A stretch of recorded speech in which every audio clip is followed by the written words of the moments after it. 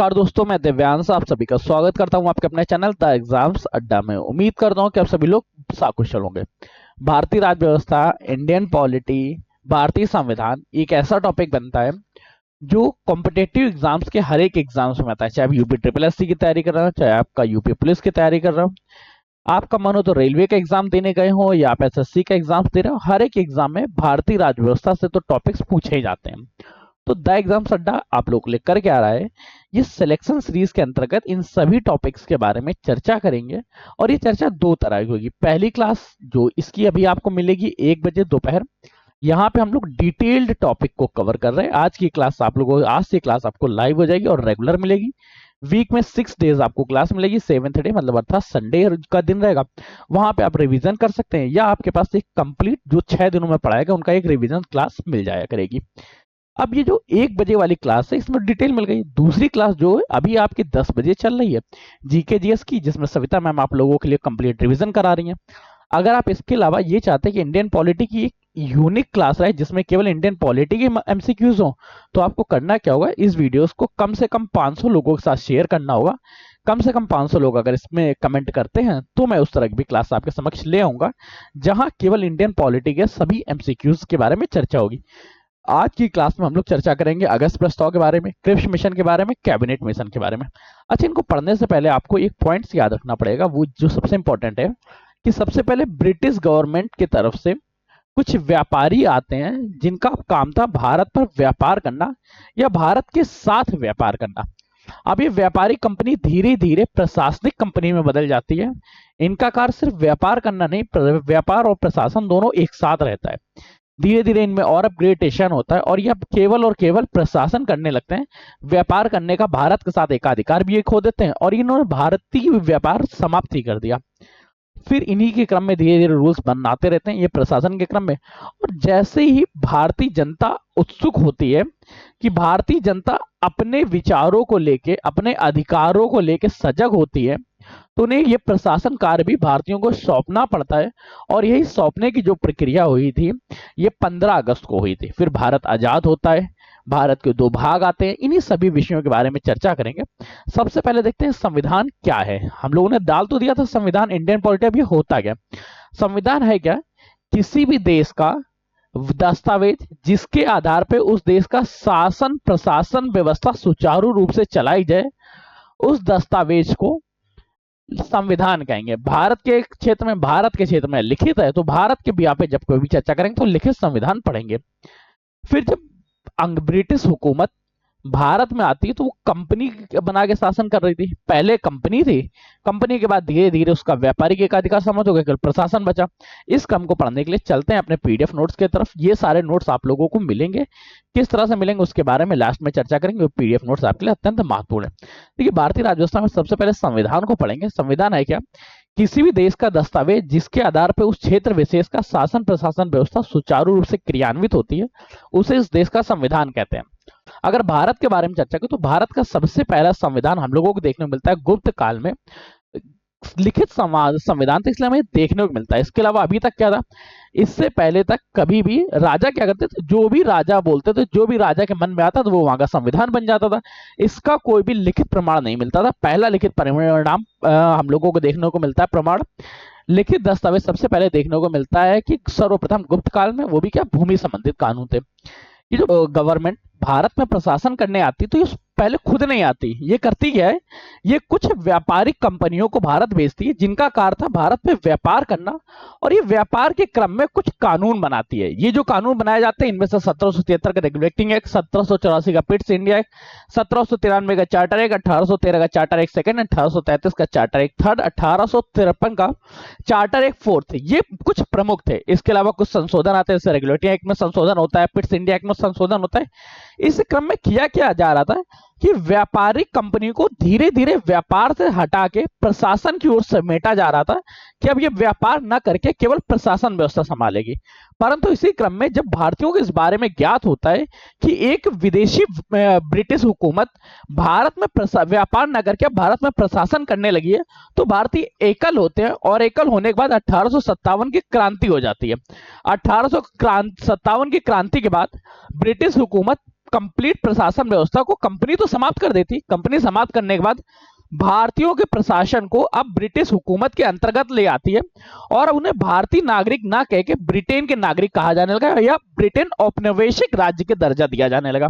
इस क्रम में 1858 का भारत शासन अधिनियम, 1861 का भारत शासन अधिनियम, 1892 का, 1909 का, 1919, 1935 का भारत शासन अधिनियम, इसके बाद 1947 का भारत शासन अधिनियम या भारत स्वतंत्रता प्रशासन अधिनियम पास होता है। इस क्रम में ये पूरा का पूरा सीक्वेंस था जिस आधार पे एक ब्रिटिश कंपनी जो सिर्फ भारत में व्यापार करने आई थी, ये व्यापार न करके प्रशासन करने लगी और एक समय पे इसका भी प्रशासन समाप्त करके भारत शासन डायरेक्ट क्राउन के अधीन आ गया और क्राउन ने उस पर शासन किया। अब फिर धीरे धीरे भारतीय सजग होते और ये कानून का शासन, ये क्राउन का शासन हटा के भारतीयों ने अपना संविधान बनाया और अपने संविधान के आधार पर प्रशासन करने लगे। अब ये जो कानून बनाए गए इनके बारे में चर्चा हम लोग लास्ट सेशन में करेंगे, क्योंकि होता यह कि पॉलिटी में इनसे संबंधित क्वेश्चंस कम पूछे जाते हैं, ज्यादातर क्वेश्चंस जिन टॉपिक से पूछे जाते हैं पहले उनकी चर्चा कर लेते हैं। देखो, अगर संविधान सभा की चर्चा करें तो संविधान सभा है क्या, पहले आपको इस बात को समझना चाहिए कि संविधान सभा होती क्या है। संविधान सभा से पहले हम लोगों ने देखा कि संविधान क्या है। संविधान है क्या, वह दस्तावेज जिसके आधार पर किसी क्षेत्र का शासन प्रशासन व्यवस्था सुचारू रूप से चल सके उसे संविधान कहते हैं। ये लिखित भी हो सकता है, मौखिक भी हो सकता है, या लिखित और मौखिक दोनों हो सकता है। भारत का यह सबसे बड़ा लिखित संविधान है, इसलिए इसे लिखित कहते हैं। अभी हम लोगों ने चर्चा करने यहां पर आए थे कि संविधान सभा क्या होती है। देखिए हुआ क्या, संविधान तो बना लेंगे पर संविधान सभा, ये संविधान बनाया किसके द्वारा जाएगा, उन लोगों का समूह जिनके द्वारा संविधान का निर्माण किया जाएगा, उन लोगों के समूह को कहा गया संविधान सभा या उस कमेटी को कहा गया संविधान सभा। अब संविधान सभा बनाने के लिए समय समय पे मांग की गई कि पहले तो हमें उन लोगों का पर्सनल सिलेक्शन ग्रुप दे दो जो लोग इस तरह का रूल्स बनाएंगे, उसके बाद हम लोग चर्चा करते हैं कौन कौन बनाएंगे। सबसे पहले 1934 की बात है। 1934 में एमएन रॉय ने सबसे पहले मांग की थी, एमएन रॉय द्वारा सबसे पहले मांग की गई थी कि संविधान सभा का गठन किया जाए। पंडित जवाहरलाल नेहरू ने इसमें एक पॉइंट जोड़ा था कि संविधान सभा का जो गठन होगा इसमें संविधान सभा में केवल भारतीय शामिल होंगे और ये भारतीय वयस्क मताधिकार द्वारा शामिल होंगे। वयस्क मताधिकार का मतलब क्या है, हर व्यक्ति वोट देगा, उस वोट के आधार पर लोग शॉर्ट लिस्टेड होंगे, जो लोग चयनित होंगे वही लोग संविधान सभा में हिस्सा लेंगे। इसके बाद अपनी इस बात सॉरी भारतीयों की संविधान सभा की बात को अंग्रेजों ने समय समय पर मानना शुरू किया। सबसे पहले एक अगस्त प्रस्ताव में, क्रिप्स मिशन में, कैबिनेट मिशन में। अब इनके बारे में चर्चा करते हैं और देखते हैं सबसे पहले एमएन रॉय के बारे में कि 1934 में एमएन रॉय ने, मानवेंद्र नाथ रॉय ने सबसे पहले संविधान सभा की मांग की। इन्होंने मांग कब की थी, इन्होंने कांग्रेस अधिवेशन में मांग की थी। यह कांग्रेस अधिवेशन बॉम्बे में हुआ था, ये चीज याद रखिएगा। यह कांग्रेस अधिवेशन कहां, बॉम्बे में। क्वेश्चन पूछा जा सकता है सबसे पहले संविधान सभा की मांग कांग्रेस के किस अधिवेशन में की गई। सबसे पहले कांग्रेस ने बॉम्बे अधिवेशन में एमएन रॉय द्वारा संविधान सभा की मांग की गई। इस बॉम्बे अधिवेशन की अध्यक्षता की थी डॉक्टर राजेंद्र प्रसाद ने। 1936 में पंडित जवाहरलाल नेहरू ने लखनऊ अधिवेशन में इसकी मांग की और इन्होंने एक पॉइंट्स भी कहा था पंडित जवाहरलाल नेहरू, पर ध्यान रखिएगा कि संविधान सभा का गठन वयस्क मताधिकार के आधार पर होगा, लोगों द्वारा चयनित करके इसका प्रशासन व्यवस्था चालू होगी। अगस्त प्रस्ताव की चर्चा करें तो अगस्त प्रस्ताव कब पास होता है, 8 अगस्त 1940 को। इस समय भारत के गवर्नर जनरल पद पर लॉर्ड लिथगो जी थे। सॉरी एक सेकंड, जल पी लेते हैं।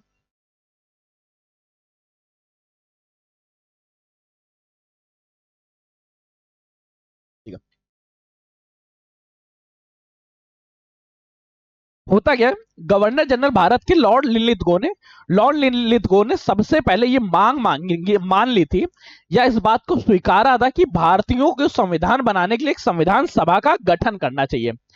परंतु इन्होंने एक बात कही थी कि जो संविधान सभा का गठन रहेगा ये केवल औपनिवेशिक राज्य के लिए रहेगा, भारत स्वतंत्र नहीं रहेगा। कांग्रेस ने इस बात को रिजेक्ट कर दिया, मुस्लिम लीग द्वारा भी इसका इस समय विरोध कर दिया गया और इसके बाद कुछ व्यक्तिगत सत्याग्रह भी होते हैं, उनके बारे में बाद में देखेंगे। क्रिप्स मिशन आया 1942। क्रिप्स मिशन 1942 की अध्यक्षता कर रहे थे स्टैफर्ड क्रिप्स और इसमें संविधान सभा की मांग को स्वीकृत कर लिया गया था। परंतु यहां पे एक पॉइंट रखा गया, स्टैफर्ड क्रिप्स ने कहा था कि हम भारतीयों को प्रशासन में सहयोग तो देंगे कि आप अधिकार बनाए, संविधान बनाए, परंतु भारत कभी स्वतंत्र राज्य ना होके ब्रिटिश गवर्नमेंट का औपनिवेशिक साम्राज्य की तरह बनाए। अब महात्मा गांधी ने क्या कहा, एक तो सबसे पहले तो भारत, अंग्रेज भारत छोड़ने वाले हैं। अब तक ये श्योर हो चुका था कि अब महात्मा गांधी व समस्त व्यक्ति कोई भी औपनिवेशिक राज का दर्जा नहीं चाहता था। सबको चाहिए था कि भारत स्वतंत्र हो सके और उसे स्वतंत्र राज का दर्जा दे सके। इसलिए महात्मा गांधी ने इस मिशन को, कैबिनेट क्रिप्स मिशन को, पोस्ट डेटेड चेक की दर्जा दी। पोस्ट डेटेड चेक का मतलब क्या है? एक ऐसा चेक जिस पे पहले की डेट पड़ी है, उस पर पड़ी हुई डेट एक्सपायर हो चुकी है, मतलब इसका कोई काम नहीं। पंडित जवाहरलाल नेहरू ने बताया, तुम एक ऐसे बैंक का चेक लेके आयो जो खुद डूब रहा है। मतलब ब्रिटिश गवर्नमेंट, ब्रिटिश हुकूमत तो भारत में डूब ही रही है, और ऐसे में तुम हमारे लिए एक ऐसा विचार लेके आते हो कि औपनिवेशिक राज्य का दर्जा ले लो, स्वतंत्र राज्य का नहीं। अब हम करेंगे केवल स्वतंत्रता की मांग एवं भारत स्वतंत्रता की मांग। औपनिवेशिक रूप से संविधान सभा की यहाँ पे स्वीकृति यहाँ से मिली थी। अगर आपसे पूछा जाए कि औपचारिक रूप से संविधान सभा बनाने की स्वीकृति कहां से मिलती? क्रिप्स मिशन 1942 द्वारा। क्रिप्स मिशन के अस्वीकृत होने के बाद भारत छोड़ो आंदोलन प्रारंभ हो जाता है। अब देखो, इसकी अस्वीकृति के कारण सबसे पहले डोमिनेंट राज का दर्जा, औपनिवेशिक राज का दर्जा दे रहे थे। मोहम्मद अली जिन्ना अभी तक स्वतंत्र देश की मांग कर रहे थे कि पाकिस्तानियों के लिए एक स्वतंत्र राज्य की मांग कर दी जाए, पाकिस्तानियों को स्वतंत्र राज्य दिया जाए। इस मांग को नहीं स्वीकारा गया, इसलिए मुस्लिम लीग भी इसका समर्थन कर रही थी। इसके बाद 1946 की बात आती है। 1946 में कैबिनेट मिशन आया जिसके 3 सदस्य थे, एवी अलेक्जेंडर, स्टीफेन क्रिप्स और लॉर्ड पैंथिक लॉरेंस। ये क्रिप्स वही थे, क्रिप्स मिशन वाले। ठीक है, हुआ क्या, इसमें पहली मांग तो यह की गई कि मोहम्मद अली जिन्ना जी को बताया गया कि आप भारत में ही रहिए और हम लोग एक वोट करा लेते हैं, इलेक्शन करा देते हैं। इस इलेक्शन के पक्ष में जितने भी लोग चयनित होंगे, ऐसा भी हो सकता है कि सबसे ज्यादा सीट मुस्लिम लीग लेके आए और आपको संपूर्ण भारत में ही शासन मिल जाए, आप भारत के ही प्रधानमंत्री बन जाए। इस आधार पे पाकिस्तान की मांग जो इन्होंने रखी थी मोहम्मद अली जिन्ना ने, ये उस मांग को थोड़ा सा सहमत हो गए कि अभी एक चांस है कि हो सकता है कि उन्हें ही प्रधानमंत्री का पद मिल जाए। इस वजह से उन्होंने इस बात को पास करने के लिए दे दिया। जो कांग्रेस थी, कांग्रेस ने भी इसको अल्पकाल के तौर पर स्वीकृत ही कर लिया कि पहले चुनाव हो जाए, चुनाव के बाद फिर संविधान सभा का गठन होगा। कैबिनेट मिशन को अंग्रेजी व मुस्लिम लीग दोनों द्वारा स्वीकार कर लिया गया। इसमें मुस्लिम लीग ने पृथक पाकिस्तान की मांग को रिजेक्ट कर दिया था। सांप्रदायिक निर्वाचन को स्वीकारा गया। सांप्रदायिक निर्वाचन का मतलब क्या था? 3 संप्रदाय बनाए गए, एक सामान्य जन, एक मुस्लिम जन, एक सिख जन, तीनों के अलग अलग चुनाव होंगे, अलग अलग चुने जाएंगे। इसमें 389 सदस्यों की एक संविधान सभा का गठन हुआ। यह 389 कोई मैजिकल नंबर नहीं था। यह 389 नंबर आता है कि 10 लाख की आबादी पे एक सीट का चयन किया गया था, एक सीट का चयन किया गया था। 389 में से 93 तो देसी रियासतें थी। देसी रियासतों मतलब क्या हुआ? राजा रजवाड़े के यहां से आने थे, इनमें इलेक्शन नहीं होना था, इसमें राजा खुद अपने यहां से एक व्यक्ति को चयन करके भेज देंगे। 296 जो रिमेनिंग थे, इनमें से 292 गवर्नर शासित प्रांत थे और 4 चीफ कमिश्नरी थे। 3 भागों में सांप्रदायिक चुनाव होता है, सामान्य, मुस्लिम और सिख जन में। जुलाई से अगस्त 1946 तक चलता है। जुलाई टू अगस्त 1946 तक चलता है। इसका रिजल्ट क्या आता है?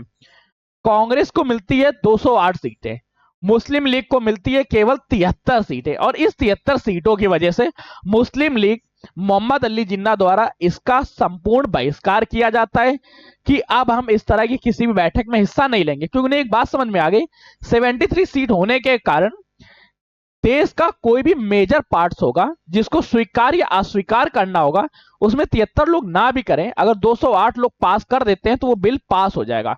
मतलब जो भी कानून बनेंगे अब वो कांग्रेस के प्रति कुछ हद तक झुके हुए रहेंगे, मुस्लिम लीग की तरफ झुके हुए नहीं रहेंगे।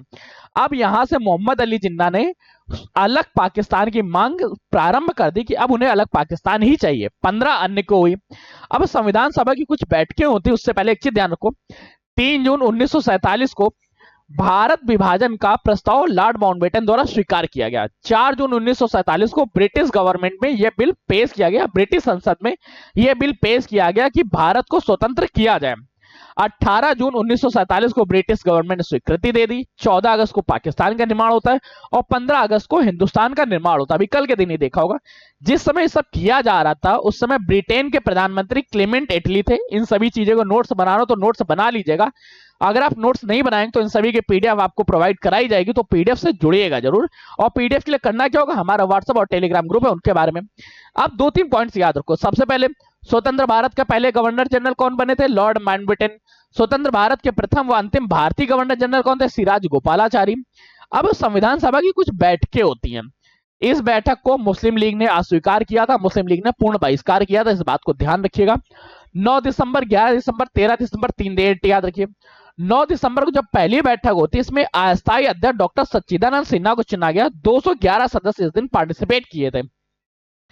11 दिसंबर को क्या होता है, स्थायी अध्यक्ष डॉक्टर राजेंद्र प्रसाद को चुना जाता है। 13 दिसंबर को पंडित जवाहरलाल नेहरू ने उद्देश्य प्रस्ताव प्रस्तुत किया था। इसी उद्देश्य प्रस्ताव में अगर हम लोग ऑस्ट्रेलिया के प्रस्तावना की भाषा को मिला दें कि ऑस्ट्रेलिया की प्रस्तावना की किस तरह से लिखी गई, तो भारत के संविधान की प्रस्तावना बनकर तैयार हो जाती है। ये जो संपूर्ण था, इस पे 114 दिन बहस चली थी। 63,96,729 रुपए खर्च हुए। 2 वर्ष 11 माह 18 दिन का समय लगता है। 26 नवंबर 1949 को यह आंशिक रूप से लागू हो जाता है और 26 नवंबर 1949 तक इसमें 3 वाचन 12 बैठकें होती हैं और 26 जनवरी 1950 से पूर्णतः लागू होता है। 26 नवंबर 1949 को 284 सदस्यों ने इस पे हस्ताक्षर किया था और इन 284 सदस्यों में 15 महिलाएं शामिल थी। कौन सी 15 महिलाएं शामिल थी, उनके नाम भी याद रखिएगा, क्योंकि करंट टाइम में महिलाओं से रिलेटेड क्वेश्चंस थोड़ा ज्यादा पूछ रहा है। कौन कौन से याद रखो, अंबु स्वामीनाथन, दक्षयानी वेलुथन, बेगम एजाज रसूल, हंसा जीवना राज मेहता, कमला चौधरी, दुर्गाबाई देशमुख, लीला रॉय, मालती चौधरी, पूर्णिमा चौधरी, रेणुका रे, राजकुमारी, अमृता कौर, सरोजनी नायडू, सुचेता कृपलानी, विजय लक्ष्मी पंडित, एनी मैस्किन। ये नाम तो आप बिल्कुल मत भूल लीजिएगा, क्योंकि अमृता कौर कौन थी, भारत की चिकित्सा मंत्री। ठीक है, इसके बाद चलते हैं इसमें बैठकें कौन कौन सी, उनको देख लेते हैं। इसमें 3 वाचन होते हैं। पहला वाचन 5 दिन चला था, जो 4 नवंबर से लेकर 9 नवंबर तक चला था। दूसरा वचन 15 नवंबर से लेकर 17 अक्टूबर तक चला था और तीसरा वचन 14 नवंबर से लेकर 26 नवंबर चला था। सबसे बड़ा वचन पूछे तो याद रखो, सबसे बड़ा वचन दूसरा वचन हुआ था, जिसमें काफी ज्यादा चेंजमेंट्स हुए थे। एक बार देख लेते हैं कि अंतरिम सरकार जो 1946 को बनी थी और स्वतंत्र भारत का जो पहला मंत्रिमंडल 1947 में बना था, इन दोनों में क्या डिफरेंस था। सबसे पहले अंतरिम सरकार में पंडित जवाहरलाल नेहरू को परिषद का पद मिला था और फिर पंडित जवाहरलाल नेहरू प्रधानमंत्री बन गए। सरदार वल्लभ भाई पटेल गृह सूचना प्रसारण मंत्री थे, जो 1946 के अंतरिम सरकार के टाइम भी थे और स्वतंत्र भारत का जब पहला मंत्रिमंडल बना तो भी उन्हें गृह सूचना प्रसारण मंत्री ये बनते हैं। खाद व कृषि में डॉक्टर राजेंद्र प्रसाद थे। डॉक्टर राजेंद्र प्रसाद बाद में भी रहे। साथ में डॉक्टर राजेंद्र प्रसाद को राष्ट्रपति का पद स्वीकृत किया गया। बलदेव सिंह श्रम मंत्री थे, बाद में श्रम मंत्री बनते हैं जगजीवन राम। सरदार बलदेव सिंह रक्षा मंत्री भी थे। सरदार बलदेव सिंह को रक्षा मंत्रालय फिर भी रहता है। सीएच बाबा जो थे कार्य खनन व ऊर्जा मंत्री थे। स्वतंत्र भारत का जो पहला मंत्रिमंडल था उसमें नरहर विष्णु गाडगिल जी थे। वित्त मंत्री लियाकत अली खां थे, जो 1946 के अंतरिम बजट सरकार के दिन थे। और जब भारत का पहला स्वतंत्र मंत्रिमंडल बनता है तो आर के शष्टमुडी शेट्टी जी को बनाया जाता है। रेलवे व परिवहन आसफ अली और बाद में डॉक्टर जॉन मिथाई के पास। शिक्षा व कला जो तो सिराज गोपालाचारी के पास। और भारत के प्रथम स्वतंत्र मंत्रिमंडल में मौलाना अबुल कलाम आजाद जी को मिलता है। वड़ित जी की चर्चा करें, वड़ित जी आई चंद्रगिरी को मिला था, बाद में सीएच बाबा जी को। स्वास्थ्य मंत्री गजफर अली खान थे, ये पहले मुस्लिम लीग से थे। मुस्लिम लीग ने पूरी तरह विरोध कर दिया था, जिसके फलस्वरूप राजकुमारी अमृता कौर जी को इसके बाद स्वास्थ्य मंत्री बनाया गया। विधि मंत्री की चर्चा करें तो पहले जोगेंद्र नाथ मंडल थे। भारत के प्रथम स्वतंत्रता मंत्रिमंडल की चर्चा करें तो doctor V are Ambedkar ji थे। संचार मंत्रालय अब्दुल खान नवार जी को मिला था।